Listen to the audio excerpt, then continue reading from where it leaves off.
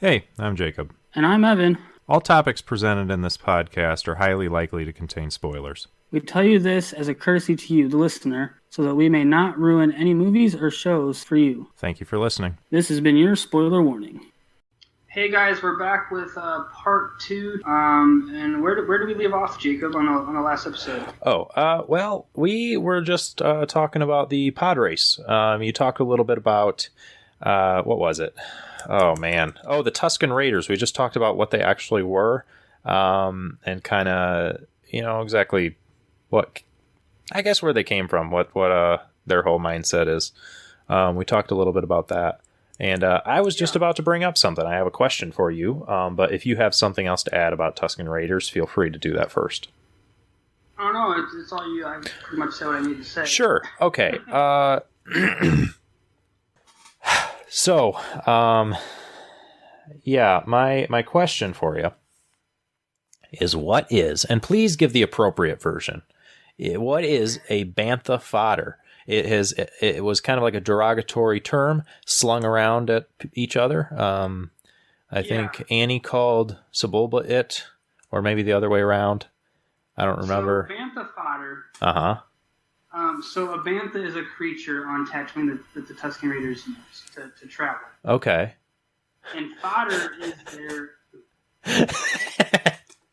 So basically... So they're calling him bullcrap. Sebulba. Bullcrap. And he said when he calls Anakin bantha fodder, he's calling him bantha poop.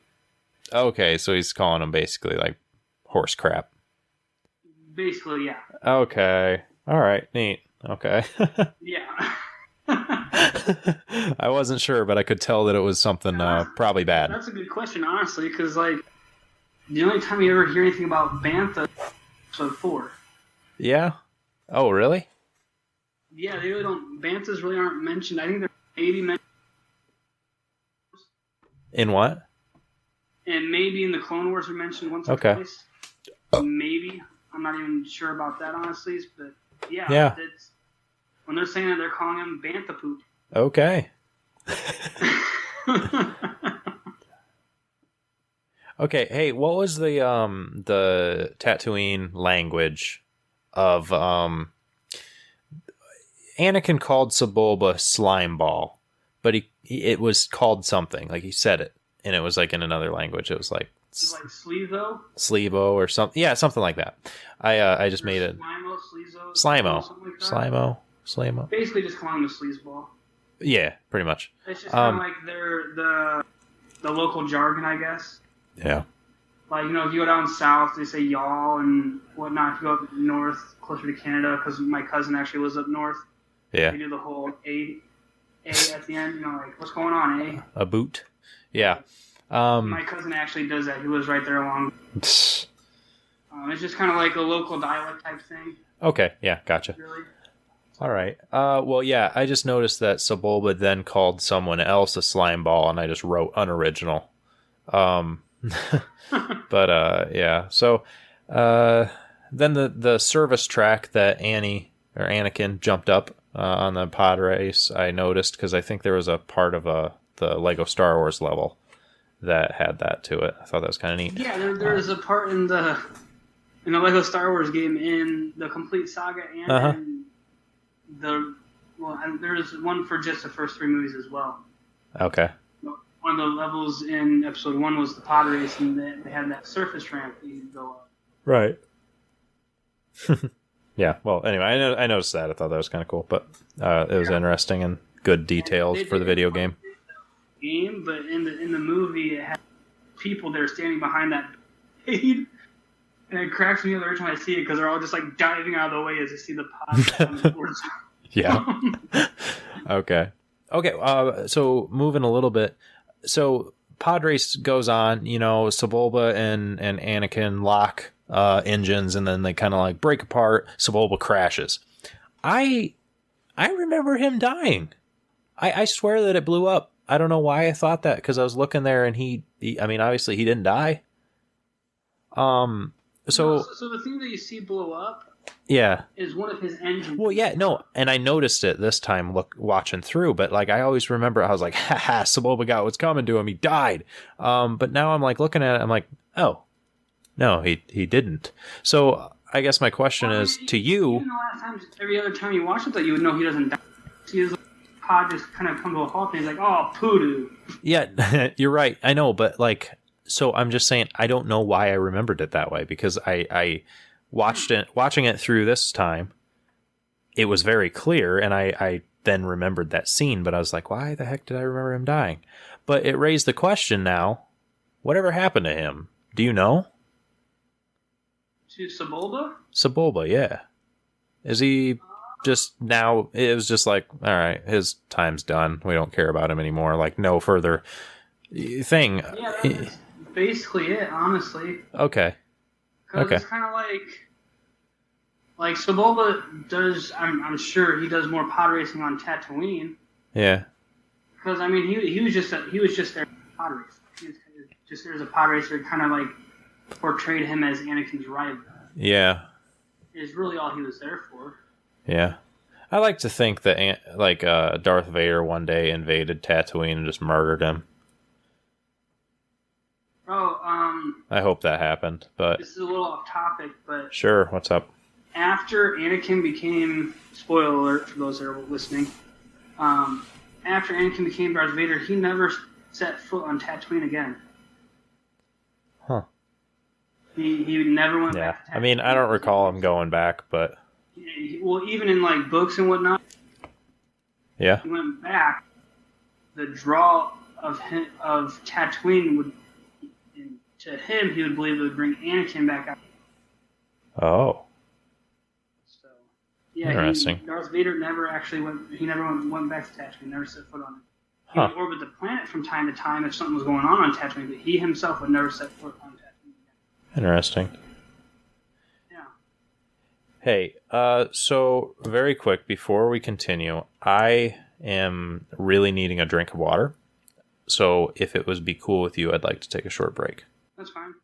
All right, so we took a tiny little break. But returning to this, you said how Darth Vader never stepped foot back on Tatooine. My next note says when Obi-Wan... So, okay, when Qui-Gon's like kind of deciding whether or not to bring Anakin along with them because, you know, he wants him to because his... he's, you know, the Force is in him already, you know, and everything. Yeah. He is talking over the radio to Obi-Wan, and Obi-Wan says something like, "Why do I have a feeling we're about to pick up yet another pathetic life form?" And I was like, "Oh yeah, eat it, Jar Jar. You're pathetic." And just for a specifics thing. What? So they were face to face when that happened. Mm-hmm. I know the scene you're talking about when Qui-Gon's like dropping off the parts that he got for the ship. Oh. And Qui-Gon says something along the lines of like, "Get this stuff loaded back up and get that hyperdrive fixed. I got something else I gotta do." And that's when Obi-Wan says the whole like, oh, okay. The feeling was picked up yet another useless life form. And you're right. It's like, dang. Yeah. We're just dropping it on Jar Jar now, aren't we? It's funny.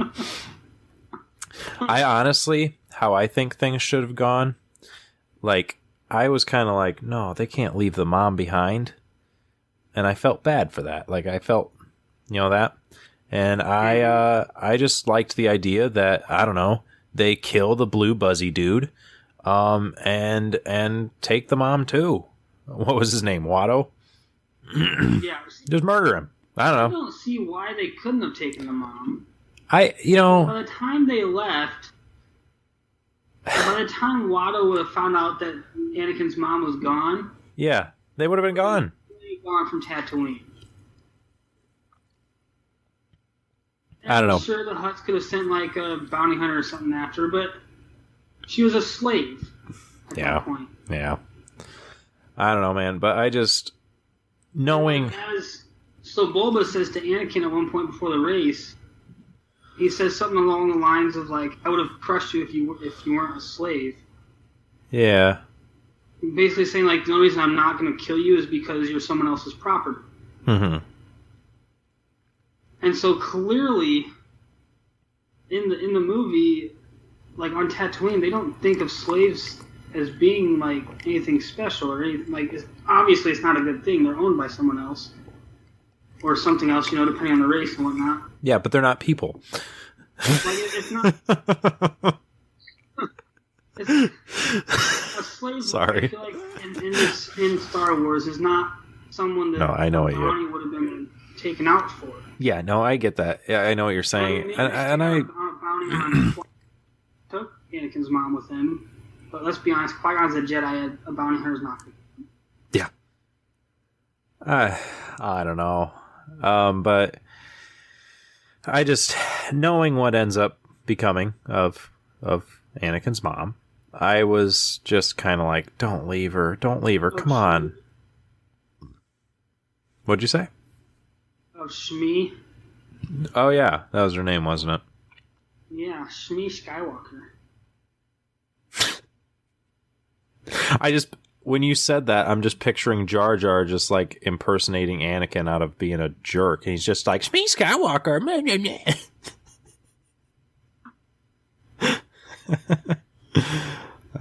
Anyway. My next note says kill Jar Jar in his sleep. There's a lot of those around here in my note thing. Oh, okay.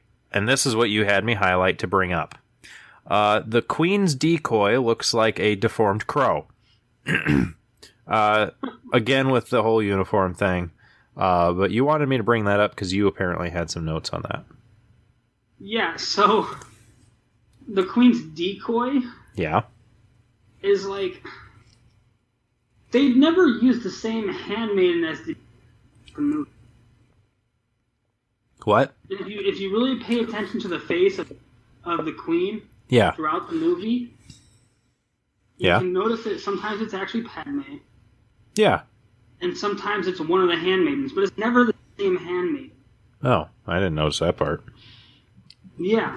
Now, I definitely did notice, though, that it was like sometimes it definitely was her, and other times it wasn't. It was just like, but like when it come to serious events, it wasn't going to be the decoy, but at like certain times throughout the movie, I was like, this isn't an important event, but I think that's Padme. Like, why? It was just kind of like random swapping out, I think even at the beginning of the movie, when you first see the Queen, I'm pretty sure it wasn't Padme. No, it wasn't at first because the invasion happens, when they're just sitting in a little talking. I'm pretty sure that was not Padme as the Queen. No, I don't think it was because when they first met the Queen, I was like looking and I was like, all right, which one of the handmaiden or like, people are, like which one of them is Padme? And I saw Natalie Portman there and I was like, okay, so definitely not the thing, but yeah, I don't know. Yeah. Yeah. But that was my thing with the...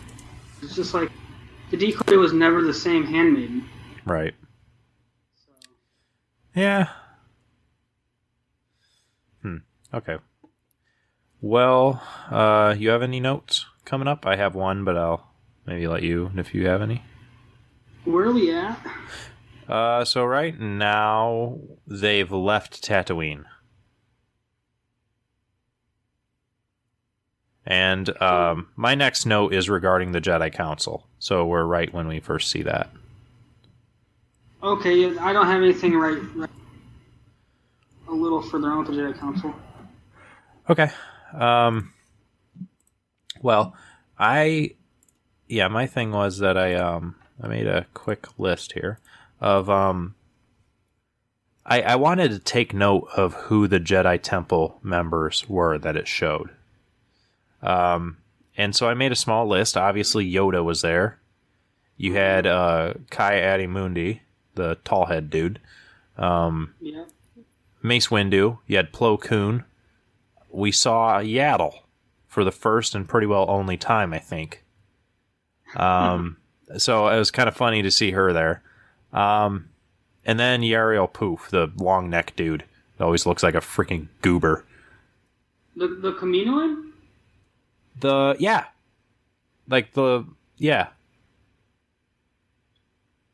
Okay, that's something I wanted to bring up, actually. Okay, yeah. And this involves something in Attack of the Clones. So again, if you haven't seen Attack of the Clones, please don't listen to this part. How did the Jedi Council not know where Kamino was? When they have a Kaminoan on the Jedi Council. Well, nah, I don't know.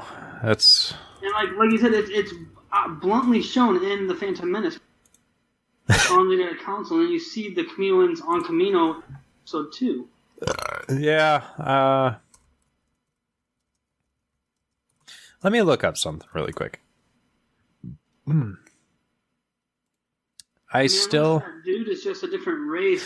Well... looks similar to the Kaminoans. See, because The Kaminoans, sorry for those people that are very literate, it's Kamino. Okay, see, here is the thing, and I was just thinking this. I was thinking, I'm like, no, there's a definite difference in how they look. The Kaminoids, is that what you're saying? The Kaminoans? Whatever, the freaking Kami Cocos. Anyway, so I looked him up, Yariel Poof, and he definitely looks different, but I was like, okay, what is he? And there's a thing here, it says homeworld is Quermia? Quermia? I don't know. But I'm clicking on it, and it says Quermia, however you pronounce it, was a planet located in the galaxy's outer rim territories that was the homeworld of the Quermian species.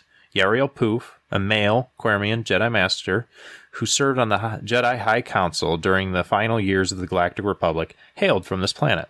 The planet sat close to the end of the Perlemian trade route, hyperspace route, whatever the heck, which connected it to the planet Makemte. A separate hyperspace route connected that, whatever. I don't know. Either way, it's a different planet. It's not Kamino. Okay. So apparently, yes, he is. Okay, that makes sense. He's different. Like, every time I saw him and right now, it was like, that's a Kaminoan. How do they not know where Kamino? Right. Yeah.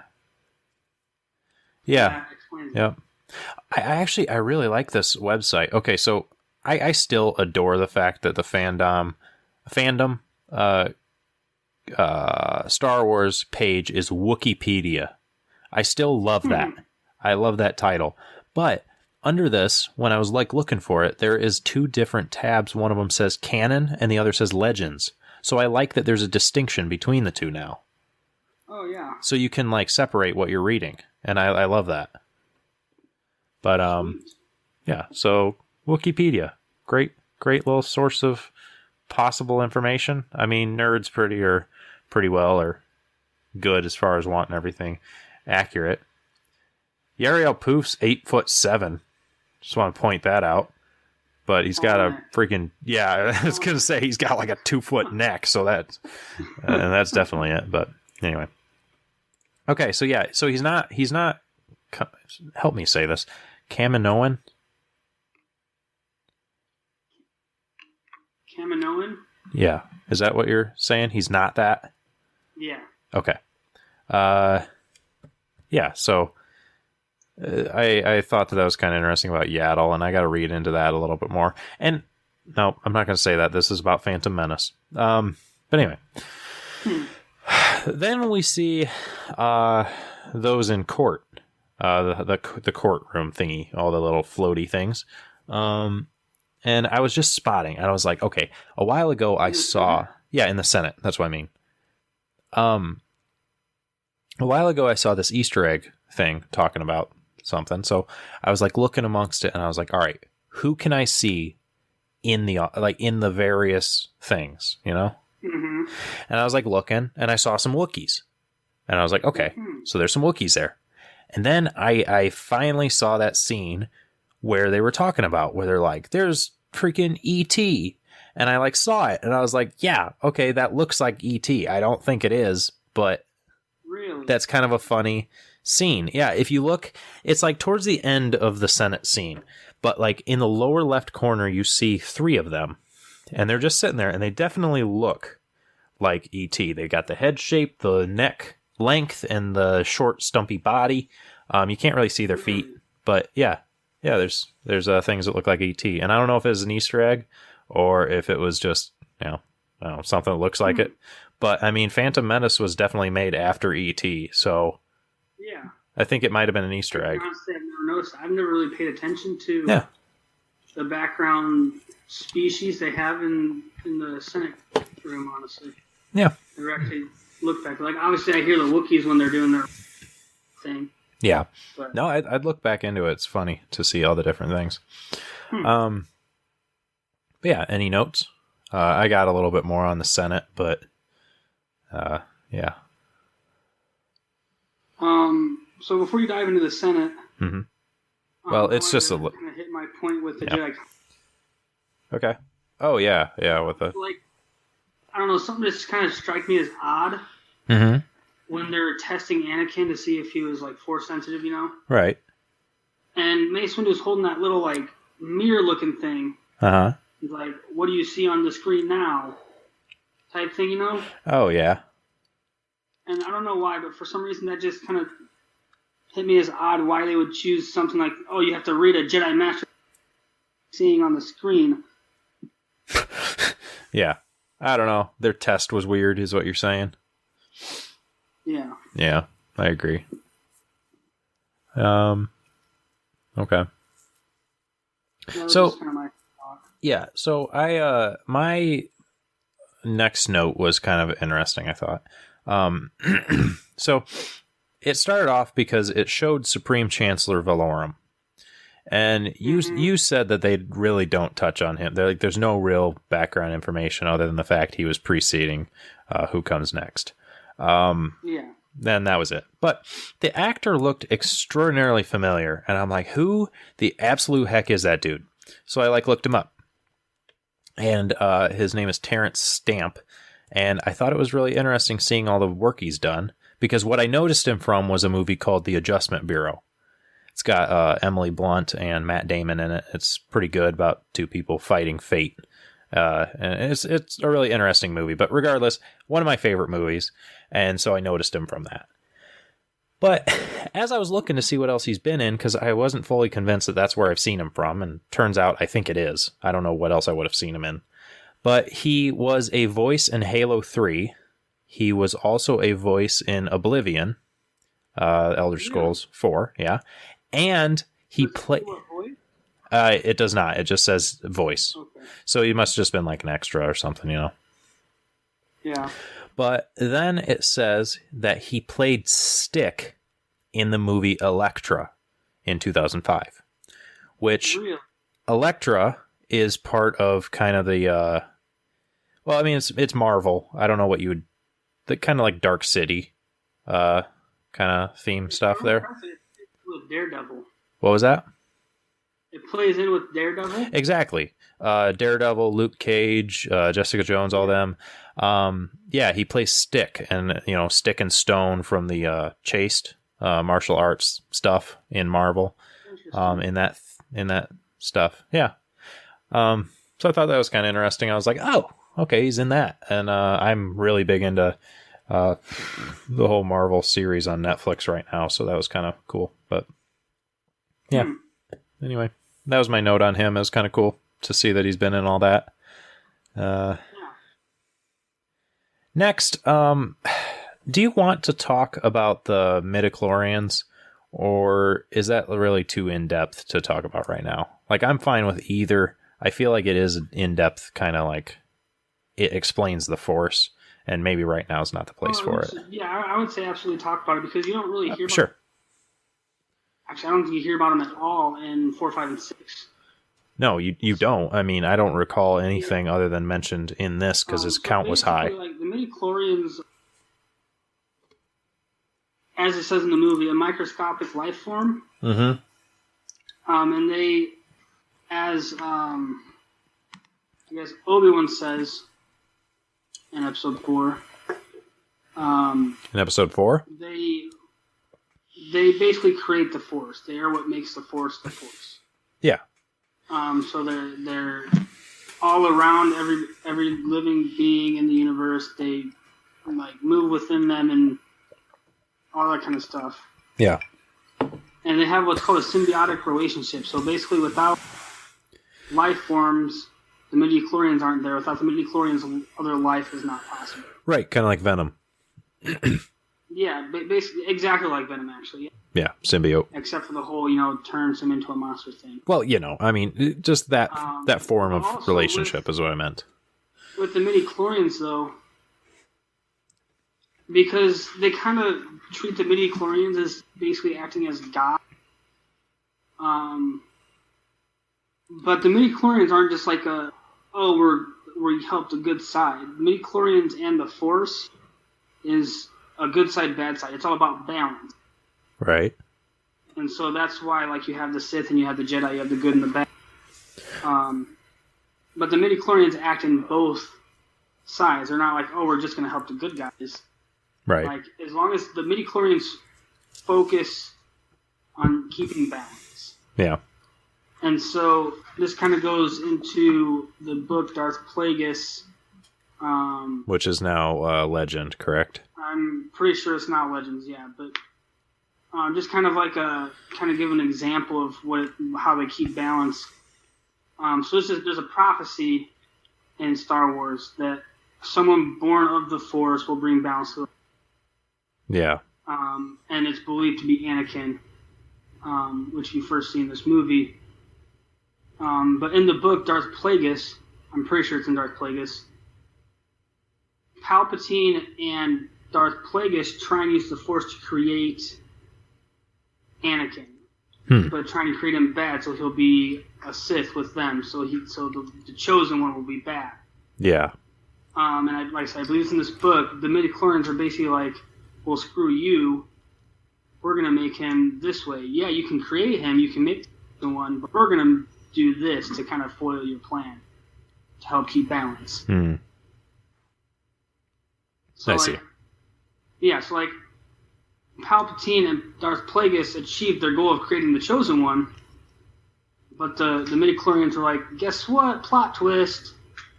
Wait, so Darth Plagueis and Palpatine created Anakin? Like in Legends, yes. In Legends, and then like used Shmi to carry him. So basically, I don't remember if it was specific that it went to Shmi, that they chose Shmi, but sorry, my cat's trying to go into my couch.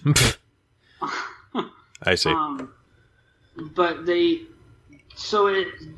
in one of the later movies, it basically says that Darth Plagueis had the ability to stop people from dying. So basically influence the midichlorians to like create life, more or less. Yeah. And so he and Palpatine used this to try and create the chosen one, and the Force threw in its plot twist, and I'm pretty sure the Force was like, hey, we're going to give it to Shmi, this chick with no husband.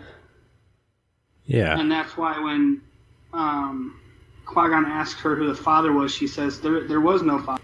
Right. Yeah. Okay. It's too bad that's Legends, because that'd be kind of cool to have as part of the canon. Yeah, I'll have to double check that just to make sure it's Legends. Sure. But as far as I know, it is Legends. Okay. Yeah, so that's just an example of how the Force kind of manipulates situations to keep balance within the universe. Yeah. It's interesting.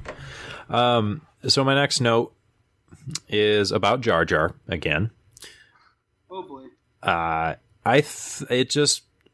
Let me just say, what I wrote initially has a subtext under it that says idiot. Okay. So, Jar Jar, they got back to Naboo and they went to try to find the Gungans to inform them of the invasion and all that. So Jar Jar goes down there and then he comes up and he's just like, they're not there and whatnot. And, because they went around. And Jar Jar goes, When Gungans are in trouble, they go to a secret place. Let me show you. He's just like, it's very secret. Let me show you. And then they run over, they find him. You guys can know. Exactly.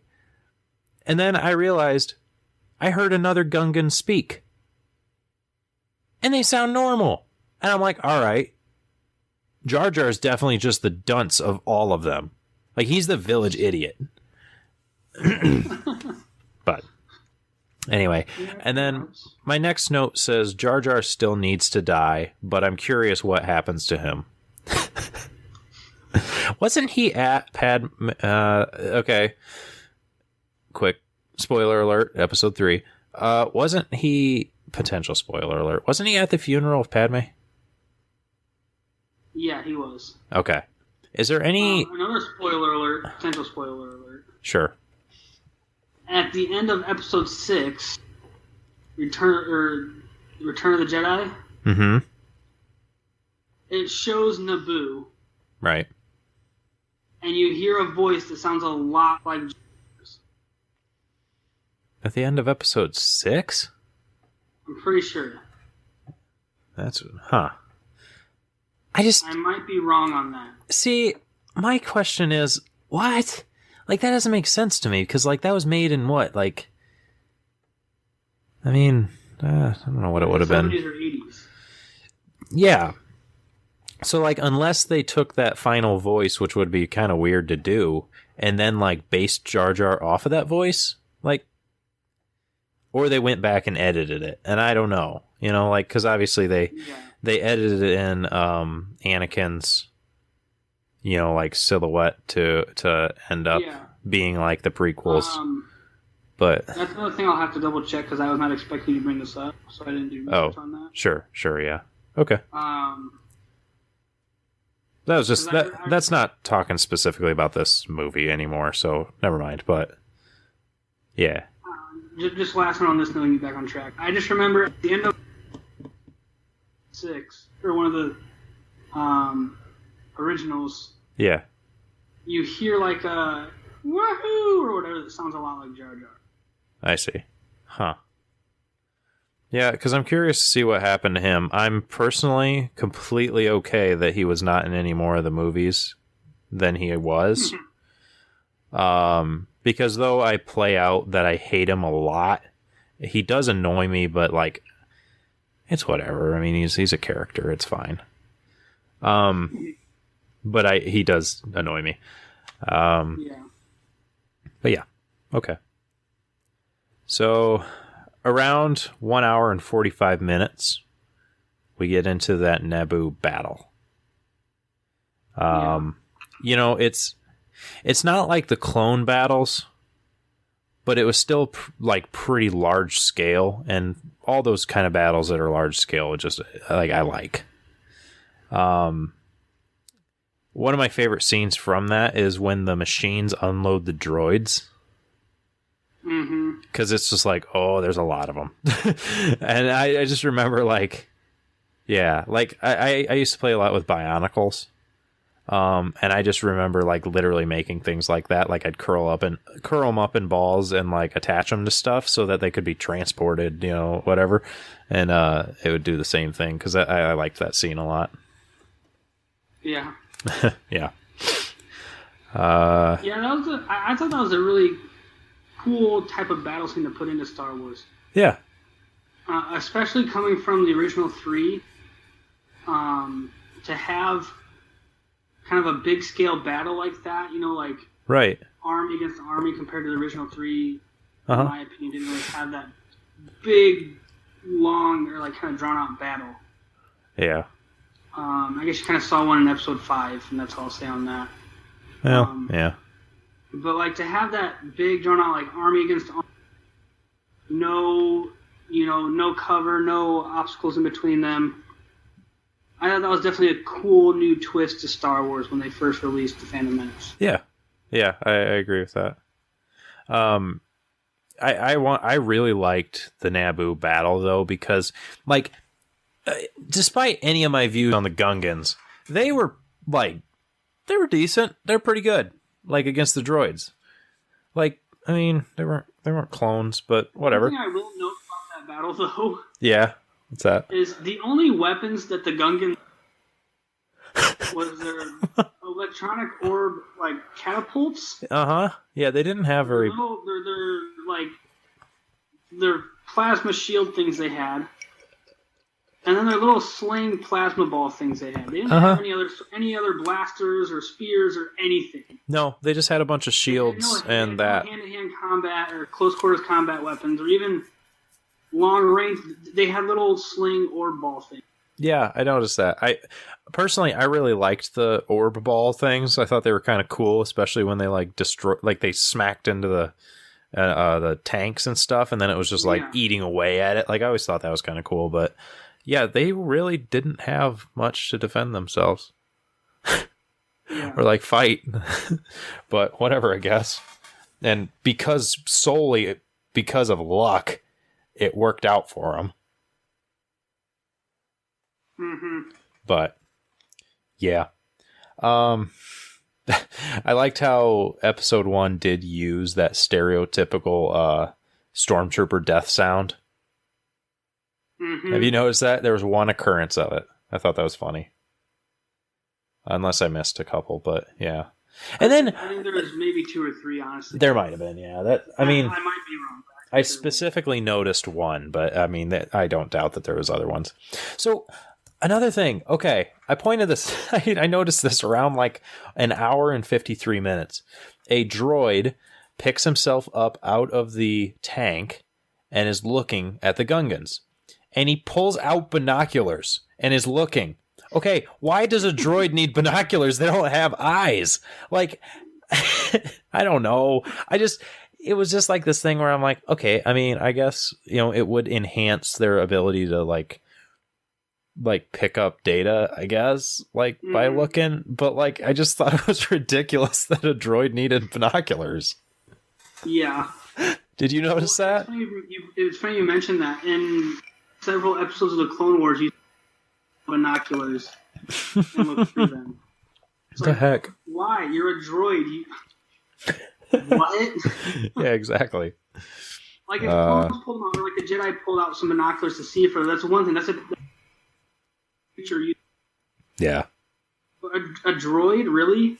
Yeah. Yeah. Oh, and then I made this note that am I correct in this statement? Somewhere in this movie, around this point, Darth Plagueis has been killed. Around where we're at, because he dies in episode 1, but I think, but Anakin's already off of Coruscant at this point, so he's already tried to visit him, didn't, but so I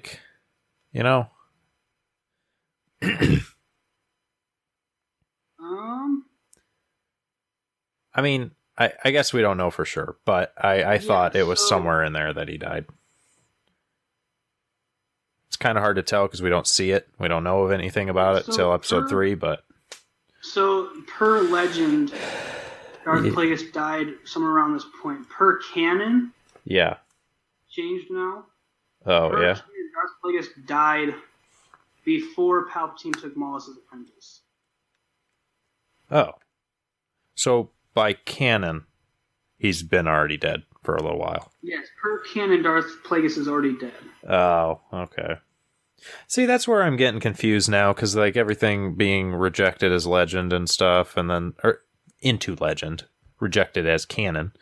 It's just kind of but okay. Yeah. Well, anyway, then I've got about an hour and 55 minutes. I just have, it's about to go down. Darth Maul. That's when he comes in, Theed Palace. Yeah, they're sneaking through Theed Palace. I kind of forgot about that secret agent crap Padme and her people pulled on the side. Remember they crawled out the window and they shoot their grappling guns up and they all just... Yeah. Yeah. So there's that. Anything you have up until this point that you haven't said? One one thing I wanted to note that since you brought that up, I did notice. So when Padme and her bodyguard are working their way up to the to where the Viceroy is, she has that specific blaster that has a very narrow. Yeah, I noticed that thing. I like it. Chamber tube and whatnot. And then they do the whole grappling hook thing where they go up to floors. And she has a completely different blaster. Oh, really? Yeah, it's completely. It's not even like she added. It's a completely different blaster. Huh. Which I just noticed this last time watching the movie. I was like, huh. That's funny. That's not the same one as before. Huh. And in my head, I was doing the something just doesn't belong here. That's funny. Yeah, I know. I didn't notice that. Yeah. Jar Jar always screws everything up. I have that as a note. Seeing him in the battle frustrated me. I remember thinking that it was kind of funny how he got his foot tangled in the wires and was flopping it around and killing them. But in the end, that's just him being an idiot. So I'm kind of like, well, it's not as funny. But yeah, there's him. He breaks down the little orb carrier. And then they all bust free and start. I mean, they ended up doing some damage, but still. My thing with that was Jar Jar didn't just try to avoid them and go side to side and still run away. He didn't just kind of sit there and hope no one didn't hit him. Oh, he ran back towards the droids. Yeah, I noticed that, and I didn't make a note of it. I don't know why I didn't, but like all the orbs are going. Terrified. He's freaking running. These blue orbs. He's running with them. Towards the giant army that is to kill him. He's such an idiot, though. Yeah, because like I noticed that it goes and they're all bouncing down, and this buffoon is running with them. Like, what the heck? Like, if he would have gone left or right, he would have been out of the way and could have kept running away. Yeah, if you would have just gone that way. No. But no. And not more than like 5 minutes earlier, he was hiding underneath it. Like, he's... Yeah. Oh my gosh. Yeah. And then he's up on the AAT, the droid tank, the AAT. Right, yeah. Captain Tarple, I think his name is. Don't know. Tosses him the little blue electrical orb. And he's sitting there bobbling it, trying to catch it and bob back into the droid. Yeah. Oh, I hate... Really, how lucky and how stupid can one character get? Oh my get? gosh. Unless he really is a Sith Lord and he's just playing out deception on being the buffoon. No, that's ridiculous. For a second. Say that again? Dungeons and Dragons. So Dungeons and Dragons, you have to roll what your action is. Oh, yeah? See, like, when George Lucas came up with Jar Jar, he was playing Dungeons and Dragons. And he was like, all right, I want this character to be super awesome, and I want him to just... He rolls natural 1, which means epic fail. After that, every other action that Jar Jar does, he goes... Which is a critical... Hey... It works perfectly. Nothing bad happens. You broke up there. Hey, you broke up there tiny bit. I didn't catch fully what you said. What part? I heard that he rolled a 1, which is an epic fail, and then after that, nothing.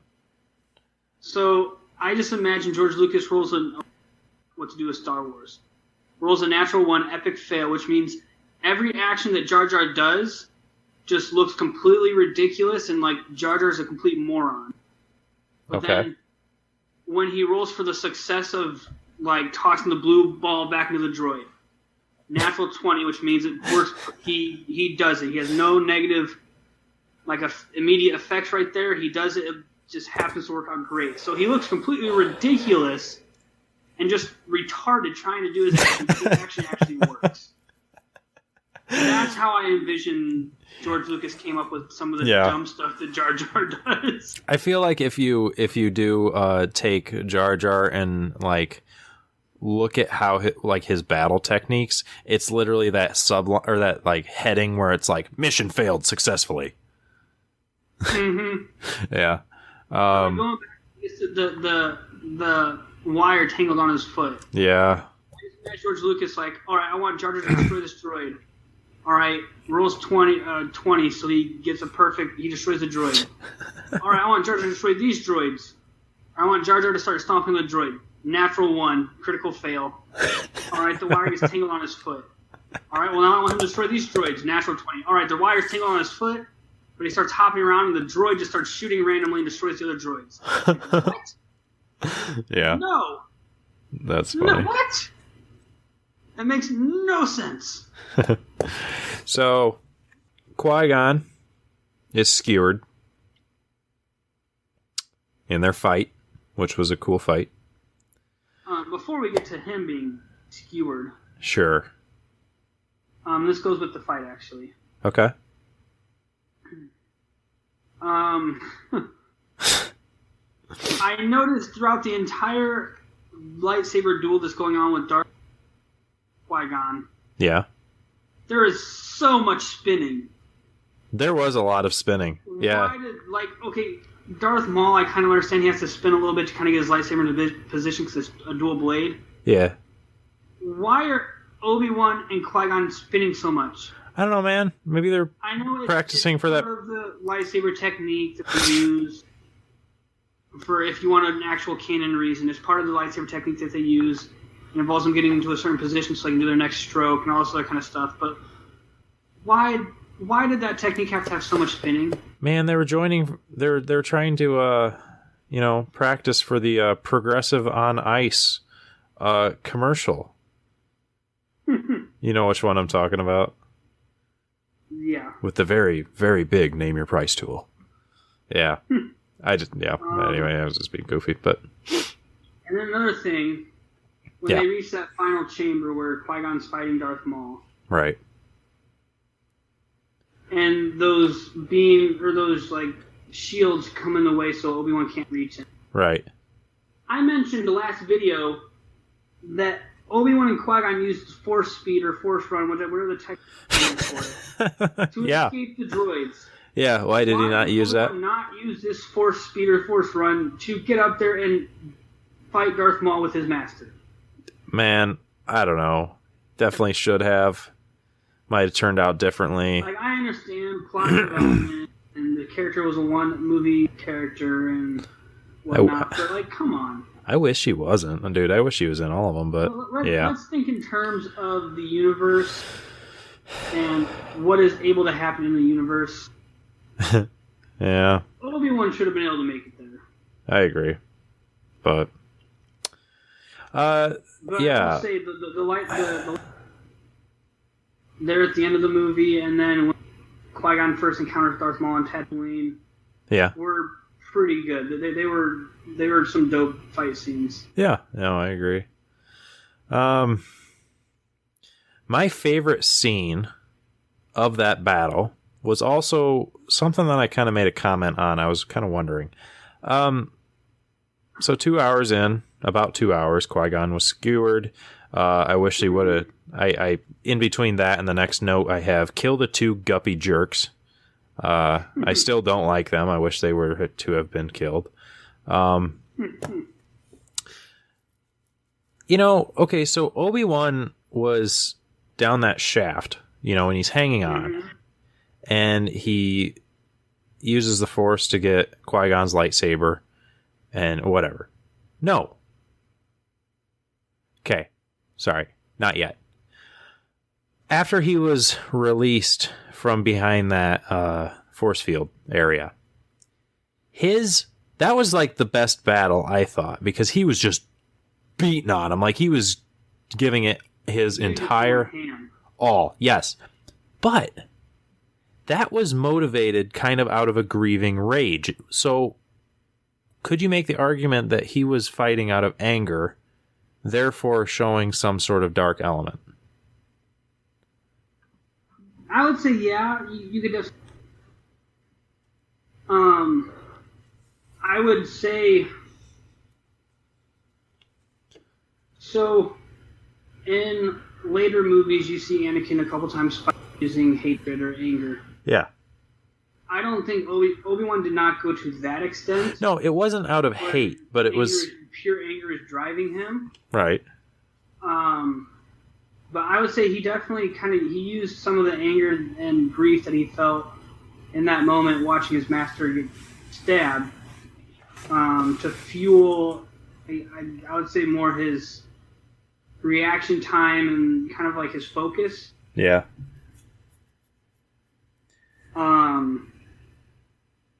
Yeah, I could say you could make the argument that he was fighting out of anger a little bit. Well, no, and he just saw his master just get killed. Right, no, and it's not quite dead at that point.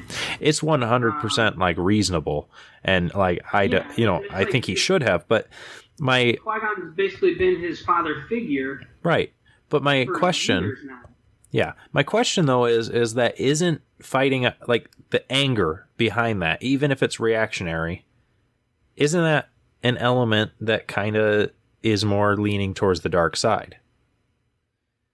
Because, obviously you're going to feel emotion. Like, Jedi are going to feel emotion. Mm-hmm.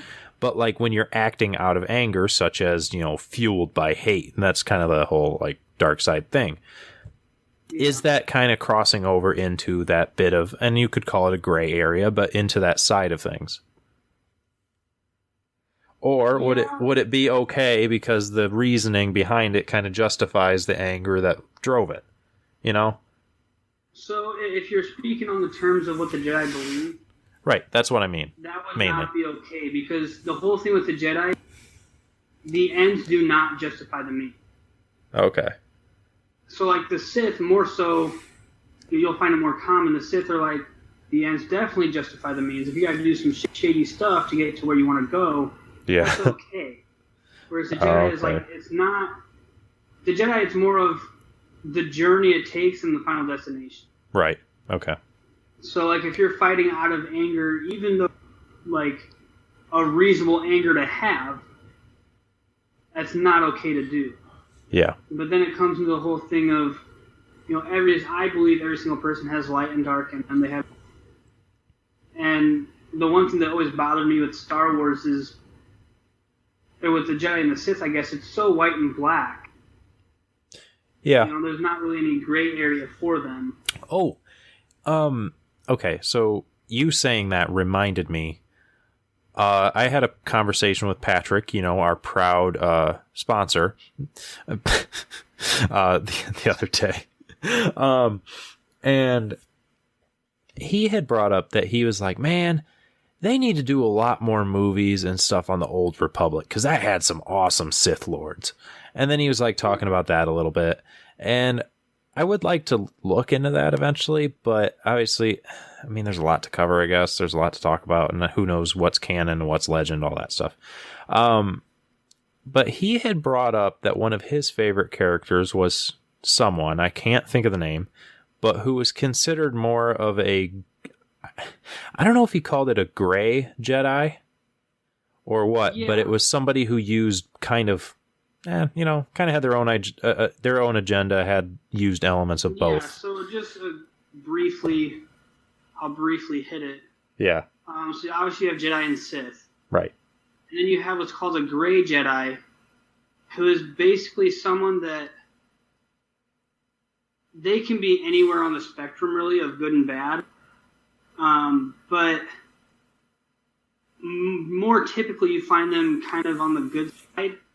But they don't necessarily have that mentality of the ends don't justify the means. It's kind of like they're usually a good person, but they don't follow the Jedi code. They're not part of the Jedi Order.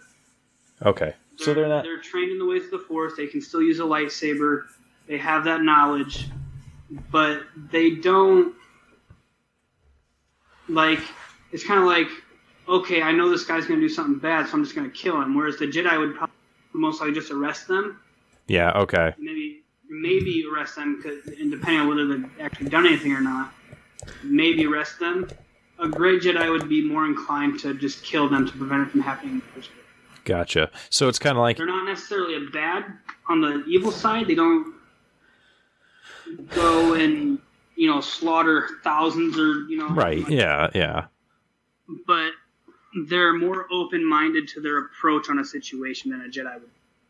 Okay, so they're kind of like they're more inclined to do the right thing, do the good thing, but they're not going to follow the strict code that gets them there that the Jedi do. They're going to be more so like, yeah, it's kind of like they're fighting for good, but kind of doing it by their own agenda and their own way. Not agenda, because that kind of would be sometimes they're fighting for good. Sometimes there are some Jedi that are in legend now, at least, where they were trained in the Jedi art, they had skills with the lightsaber, but they really kind of kept to themselves. They weren't part of the Jedi Order. They didn't go out of their way to do something good. They didn't do bad things. They're just kind of like a hermit type thing. Yeah. But then you also had those gray Jedi that actually actively went out to help people, but they had more that mindset of like vigilante. They worked outside of the law. They worked outside of the rules to do good. Okay. Type of thing. Yeah, gotcha.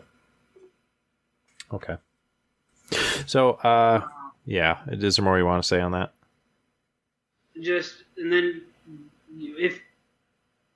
if you really didn't have gray Jedi that were bad, because at that point they kind of went into the Sith spectrum. Right. Type of Sith area. They might not have actually been a Sith, but they're kind of like, they weren't, because a gray Jedi was typically classified as someone that's, like I said, good and kind of worked outside the law to achieve their goals. Right. Helped people, or they're just a hermit. Right. Once you hit that bad side, it's kind of like you're kind of going into that Sith territory. There's not really a gray Jedi that's bad. Yeah. Next point. Sure. Is it yours, or are you bringing it on to me? Like, next point. Were you encouraging me to say mine, or? We were at the point with, Qui-Gon getting killed by Darth Maul. Right. And one thing that I noted, and I actually had a question about, and I looked it up. Okay.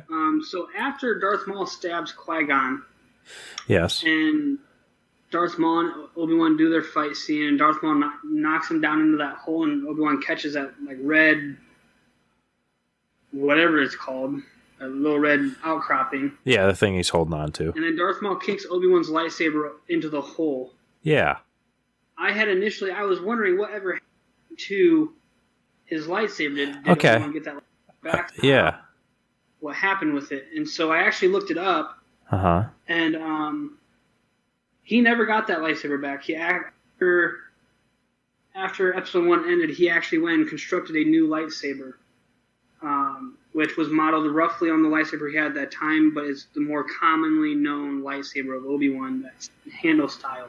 Huh. But yeah, so he actually lost that lightsaber. He never got it.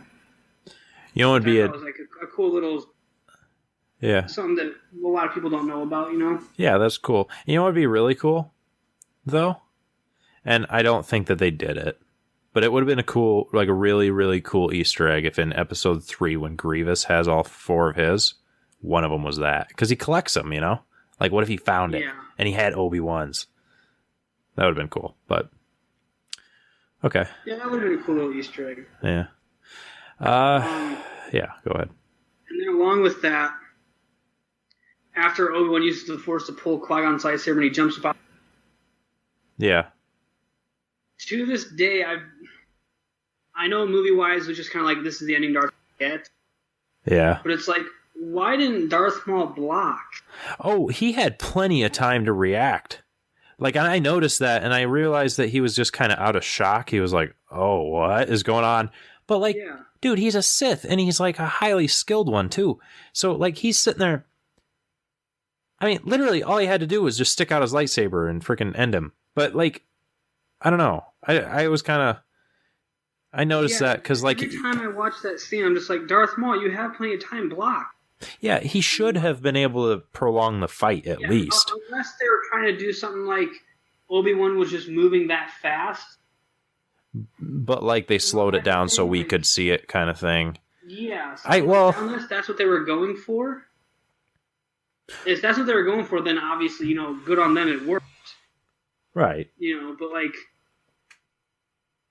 I noticed that. I was don't kind think of... that's what they were going for, and it just kind of baffles me even to this day. Like, a Sith Lord like Darth Maul, granted, he is the apprentice in the relationship there between him and Palpatine, but like, as you said, he's a skilled Sith Lord.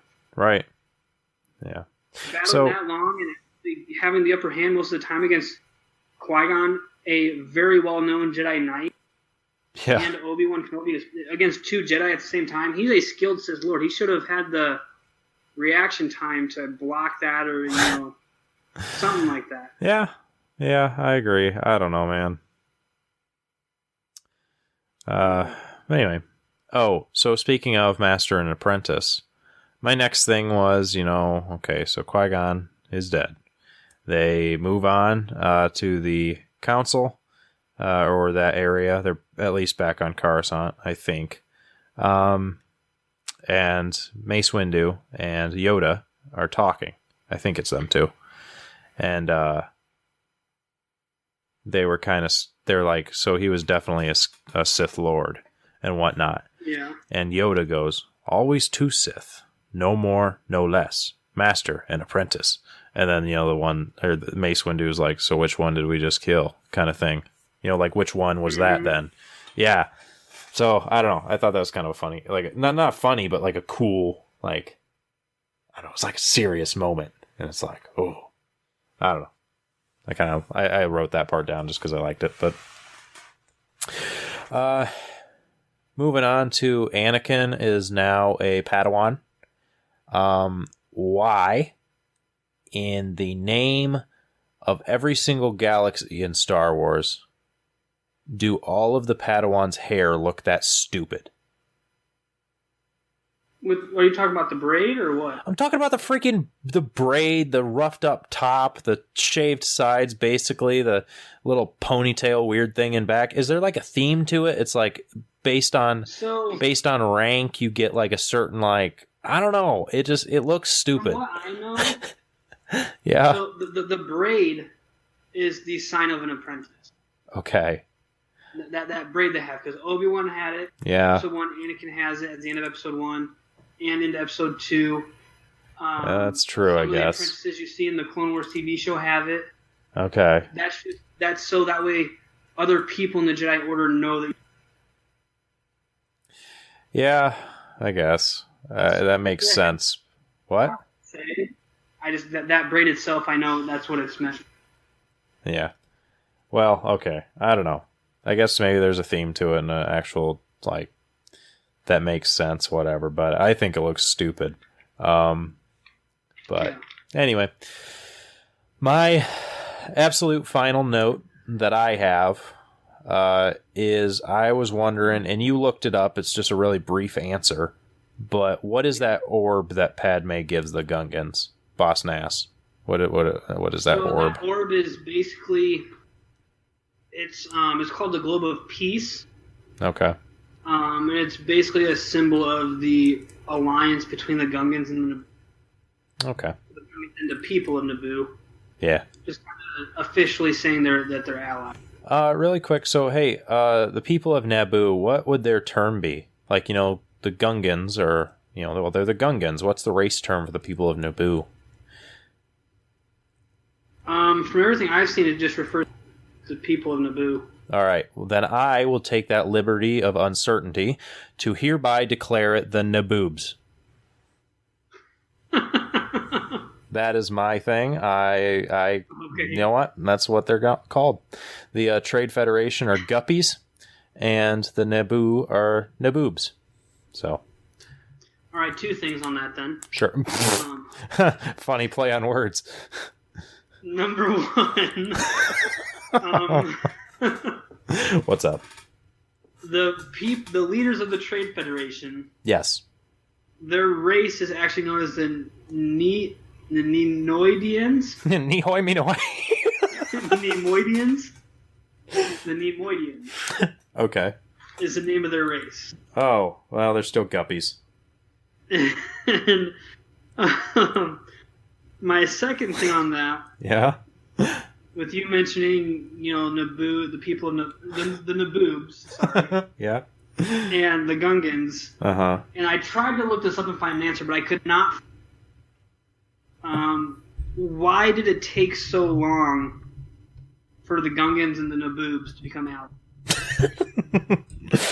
I don't know. They live on the same planet. They both know the other one is And Padme says at one point that they've always been at peace.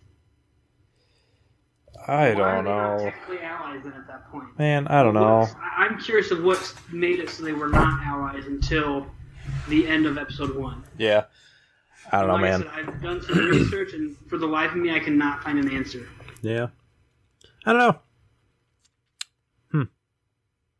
Anyway, though, that's all of my notes. Do you have anything you want to add? We've worked all the way through the movie. I mean, but, I don't know. Is there anything else?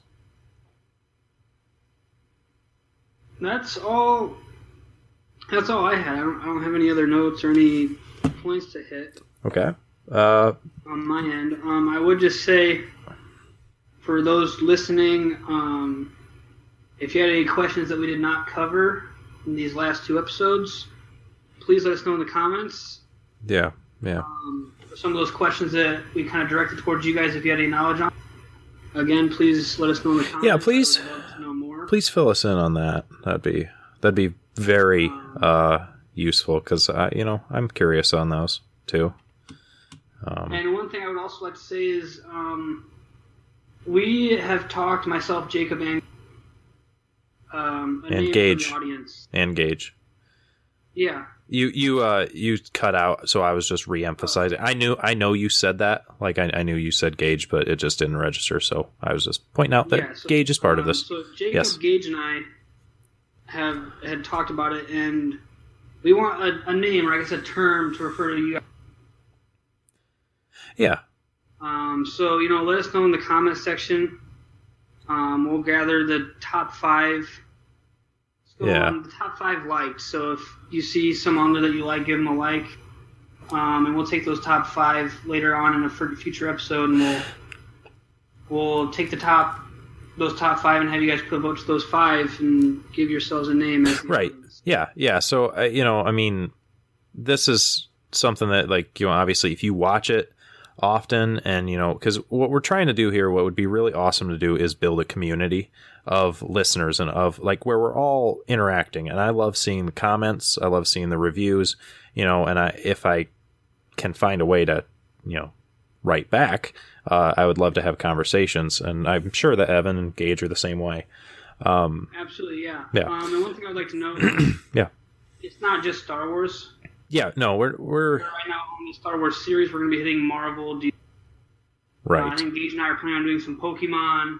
Yeah. And some other topics that you guys, as the listeners, would want to hear about. So don't just limit it to Star Wars. Right. Yeah, we're going to touch other topics. I mean, right now this is our first go-to theme and topic, but we'll move on, like Evan said, to Marvel and DC and Pokemon and some other stuff. We're just really here to talk about interests we have and learn about new ones, and even ones that you, the audience, whatever you decide to be named, also have. So, what Evan was saying, just as far as we'll try to get whatever you guys suggest as far as a name to call you, the viewer community as a whole. We'd love to hear suggestions for that and try to, with your help, come up with a name.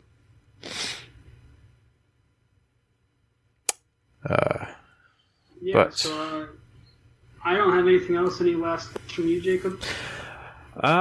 No, I do not. I think everything was covered. So, yeah, this was fun, dude. I liked this.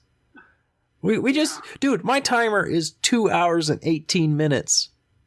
I did not expect to be sitting here this freaking long talking about the first episode of Star Wars. We could have literally watched the first episode of Star Wars in this amount of time, and we just sat here talking about it.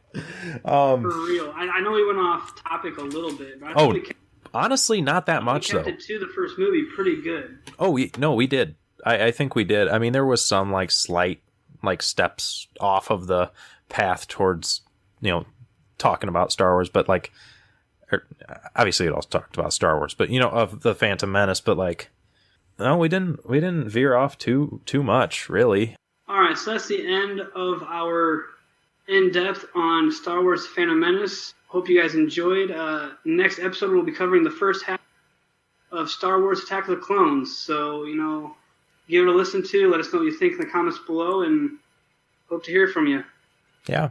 And hey, if you want to be on the same page as us, come next episode, just go ahead and watch the first half of episode 2, Attack of the Clones. I would encourage watching, the entire movie, but if you, whatever, do you. But yeah, thank you very much for listening.